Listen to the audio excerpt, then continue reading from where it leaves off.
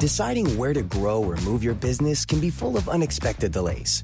Or you could just go to Ohio. With billions invested in shovel-ready sites, a dedicated team whose only job is to tackle red tape, and 0% corporate income tax, Ohio makes it easy for your business to scale faster. In fact, Ohio ranked number 2 in the U.S. for lowest cost of doing business multiple years in a row. Your move. Learn more at jobsohio.com.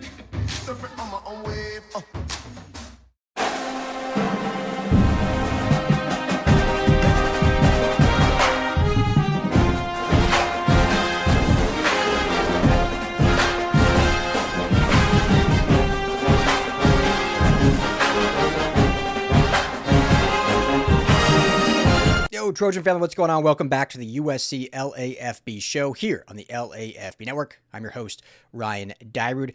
Let's talk out of conference schedules. Let's talk about how much they do not matter. Of course, on Wednesday now, USC announces that they have solidified their schedule. I talked about it a couple days ago. San Jose State is who USC will open with in week 0.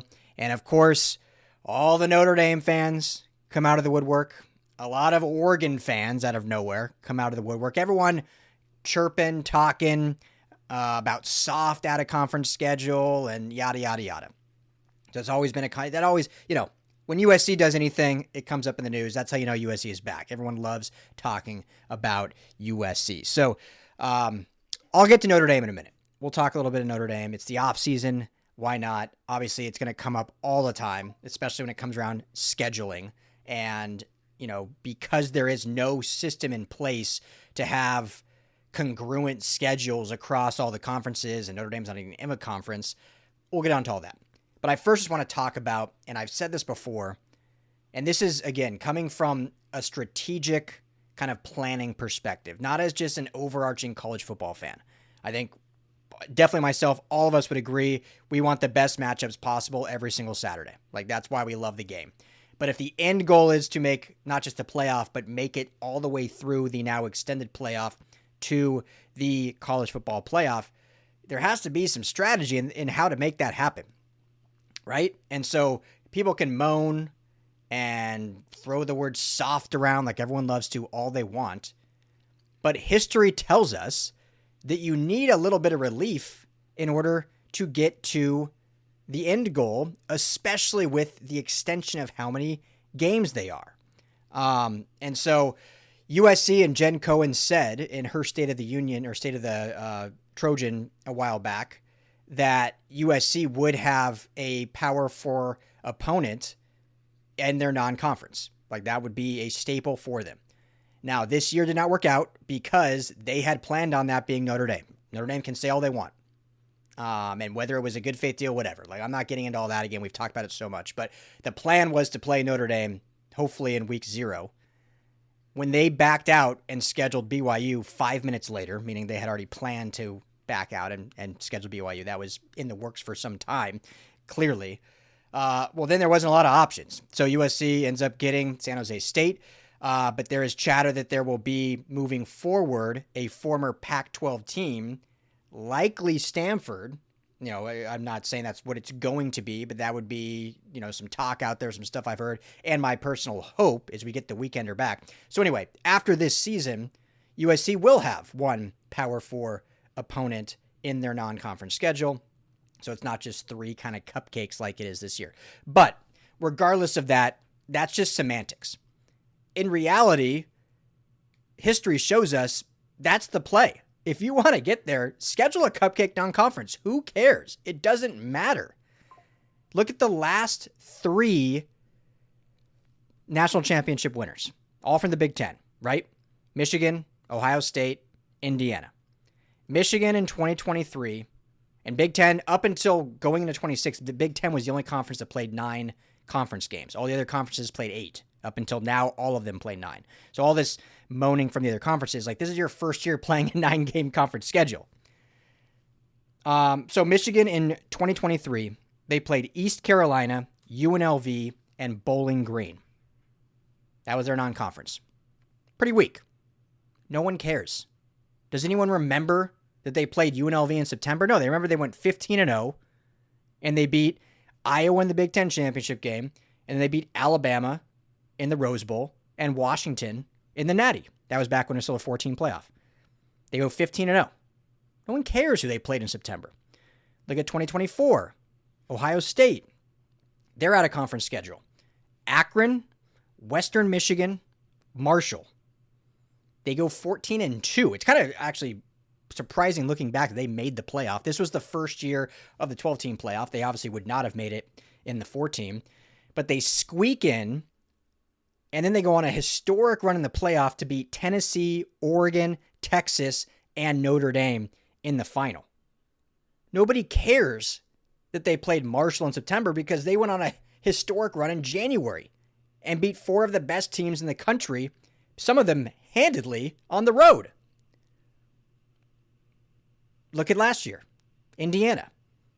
A lot of talk when they're at non-conference. Curt Cignetti came out and actually said, we want to emulate what the SEC does. Nick Saban had it right all wrong. You schedule cupcakes. That's how you keep players fresh. That's how you keep them healthy. That's how you kind of reset yourself. That's strategic. It's not soft. It's smart. So what does he do with Indiana? They schedule the softest possible out-of-conference schedule. Last year they played Old Dominion, Kennesaw State, and Indiana State. This next season, they play just as soft as an out-of-conference schedule. Guess what? After the season's over, we're talking about, is Indiana the greatest college football team ever? Who's better, LSU or Indiana? Indiana goes 16-0. No one cares that they played Indiana State or Old Dominion because they beat Ohio State in the Big Ten Conference game. They beat Alabama. They curb-stomped Oregon, and they beat Miami. Your out-of-conference schedule is the playoff. That's when you play the marquee matchups. September's the preseason. Go as a fan, cheaper tickets, have some beer, enjoy nice weather, and then get to your conference schedule that matters, and the playoff is your marquee non-conference matchups. If you go back even further, so you look at Georgia, who I think they won the previous 2 years, 21 and 22.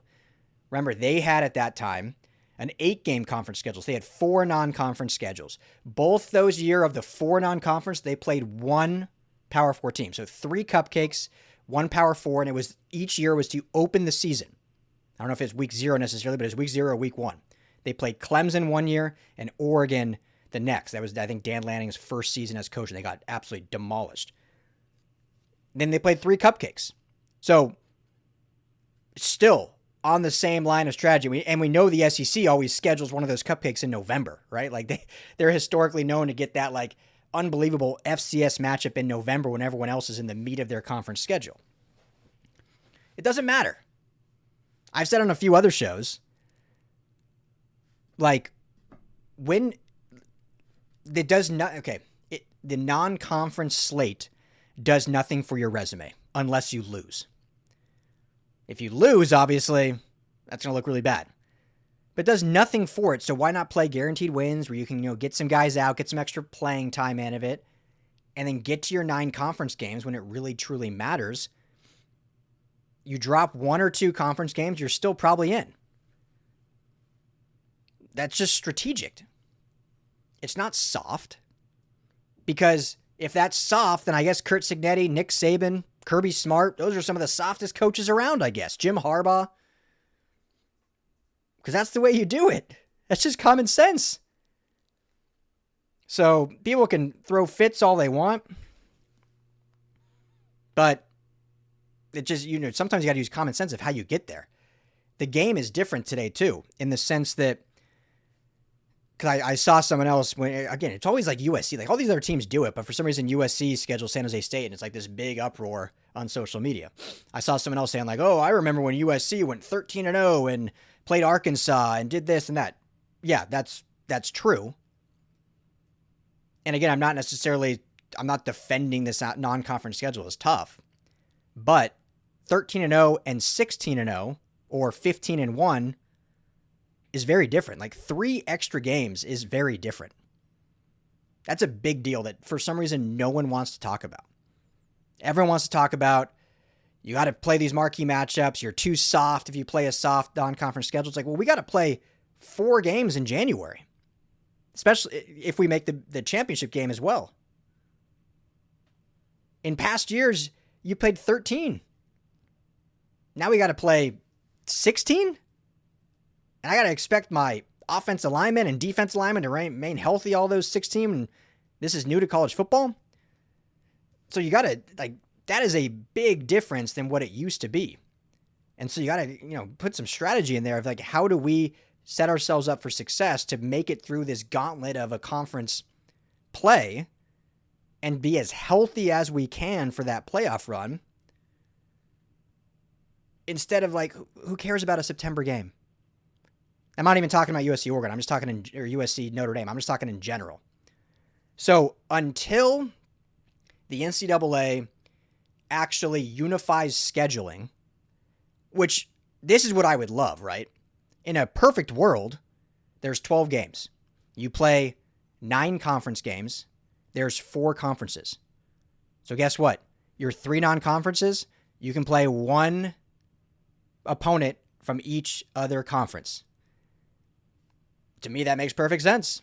Then there's not handpicking all these crazy games. You can't call soft. Yeah, there's going to be some unfairness still. A team might get stuck playing, Miami. If USC gets stuck playing Miami, and you can throw Notre Dame in there too, get stuck playing Miami, Texas A&M, and Utah, versus another team gets played Kansas, Arkansas, and I don't know, a bad ACC team that I don't want to throw under the bus right now. But, there can still be a little bit of unfairness, but at least it's all Power 4 teams. It takes that argument out. It's just hey, okay, your other 3 games, you play 1 from each other conference. But until the NCAA does that, why would you be the team to take on these tough, especially if you have to travel, out of conference games?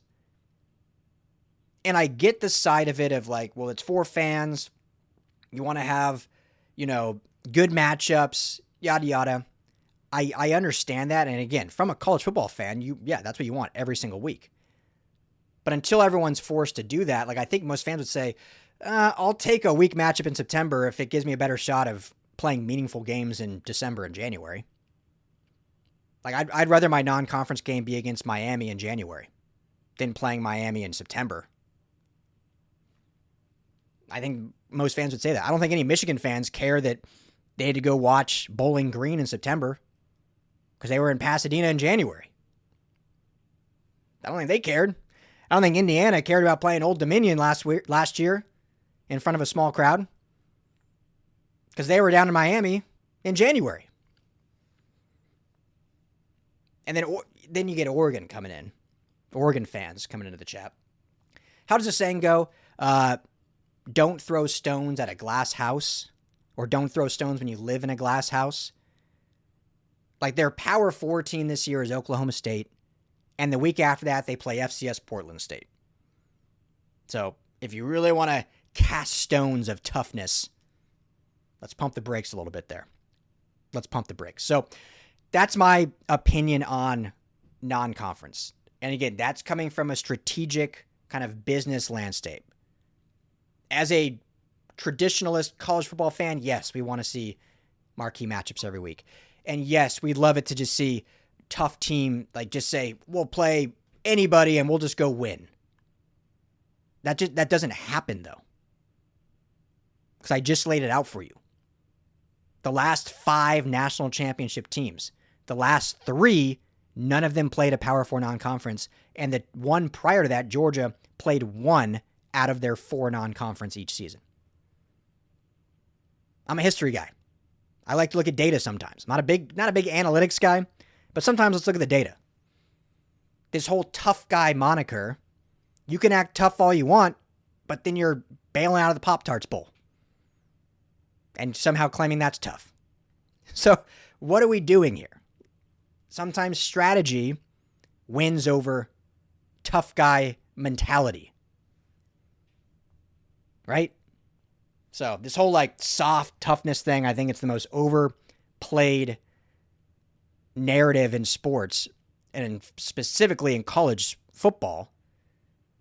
Because you have a guy like Curt Cignetti, who's literally publicly said, we practice less, we don't hit in practice, we maximize time. All three of those things, if you talk to anyone else, that they would say that's the making of a soft program. That must be one soft program. I don't think anyone's saying Kurt Cignetti's program's soft. Now, not everyone can do it as successfully as him. That's the big difference. That's the big pie in the sky that you try to reach. But this whole just like anything doesn't work out, you throw, that's soft. It's not. Sometimes strategy is better than tough guy mentality. All right, let's wrap this up with a little bit more Notre Dame chatter. Why not? It's February. We got nothing else going on. Spring camp starts next week. So I've come to the realization, because anytime USC, anything happens, Notre Dame's in an uproar. And I love the engagement. It's fun, right? That's what I love about sports. But I've come to the realization that I think the main reason why Notre Dame is so mad, and they're going to get mad at me for this, but that's fine, because they can deflect all they want and say USC bailed and USC's soft and they got tired of losing and all this. And then they always respond after that like, oh, but we don't care. We've moved on. We scheduled a better team in BYU, yada, yada. I've realized the real reason they're upset because they have, now that USC is off their schedule, at least for the next 4 years, they have no cultural identity. Think about it. All of their historic rivalries are done, except for Navy, which, no disrespect to Navy, obviously one of the most respected institutions, but when it comes to a football rivalry, come on. But all of their meaningful football rivalries now are done. Michigan State, Michigan, USC, the little bit run they had with Miami. They got none. And they got no conference. So they can't even build up any other pseudo rivalries, or at least like consistent fun. Like USC Oregon, it's not necessarily it's not a blue blood rivalry, but there's some consistency there. It's building towards a rivalry. USC Ohio State, we're going to play this year. USC Michigan, USC Penn State. Like, those are all great matchups. Notre Dame this year gets to look forward to 2 games. Miami and now BYU. That's it. And then obviously, they'll look forward to the Navy game, but we're not hyping that up. So they have no cultural identity anymore. They can argue all they want, they do, but what is it? Because still to this day, their entire identity is playing that USC game. You say anything about Notre Dame? Well, we beat USC, blah, blah, blah, blah. So that's all they have to hang their hat on right now. And now that is gone, that's what's causing this uproar. What identity do they have? No rivalries, no conference, an independence that kind of everyone now is saying like, okay, like more and more, we'll just stay away from you. Why would we want to play you?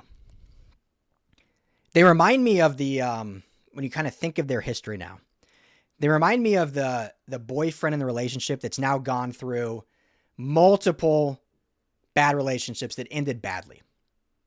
And this boyfriend always points the finger at it. Oh, man, she was the worst. Oh, man, she wouldn't do this. She wouldn't do that. When you've had a number of failed relationships, sometimes you got to be like, maybe I'm the problem. Maybe the issue is me. And there's a reason why every relationship I've been with ends a certain way. All of Notre Dame's relationships have ended. All of their rivalries are done. And yet they constantly blame everyone else for being soft, for being scared. Maybe it's that college football changes all the time, and yet you're the one that doesn't change. Every other program has other things they have to adapt to and mold to, and different TV deals and different, geographical things they got to change to. You're the one that won't change. It's your terms or move on, which is fine. It works for you. But don't cry and blame everyone else when you're the pinnacle for the reason of all of this happening. So I've come to that realization. When everyone's yelling at me, yelling at USC, you don't have any more cultural identity. I get it. I'd be upset too. I'd be upset to have nothing to really look forward to.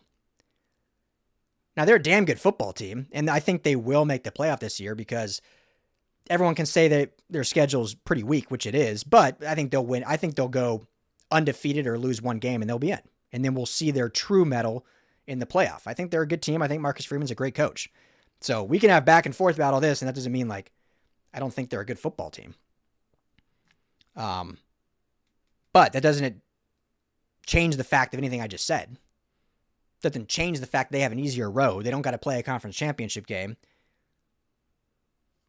Doesn't change the fact that no one's excited about watching them play Boston College and Syracuse to close the season. No cultural identity. It is what it is. It is what it is. So, all right, we'll wrap it up on that. Let me know your thoughts below on non-conference schedule, if you care, if it bugs you. Let me know your thoughts on it, on how you kind of feel. Obviously, USC's non-conference is not a banger this year, but I think their conference schedule is one of the best in college football. When you look at who they're playing this season, I mean, 5 massive marquee matchups. You look at Oregon, Washington, Ohio State, Penn State, UCLA.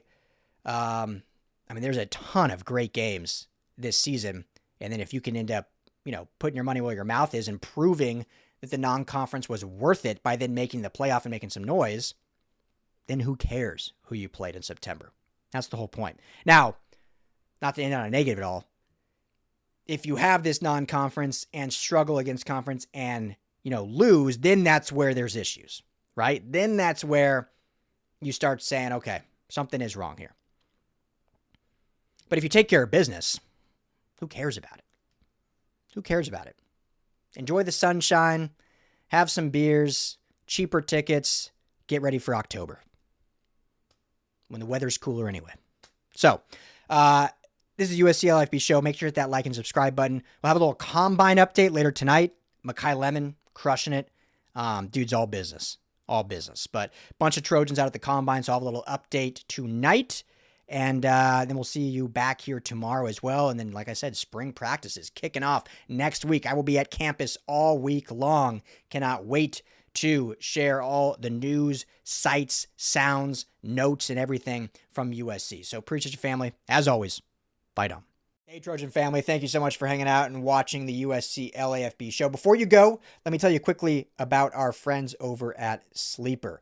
Go right now, download the Sleeper app. It's the #1 sports app, not just for season-long fantasy, but they've got live pickers, they've got live stat updates, they've got a chat you can chat with other users, plus the daily pick'em, which is a blast, or daily fantasy, whatever you want to call it. You go and pick 2 to 8 players across any sports. If you're talking USC, go choose Jaden Mayav in his next matchup. Pick more or less passing yards, more or less touchdowns.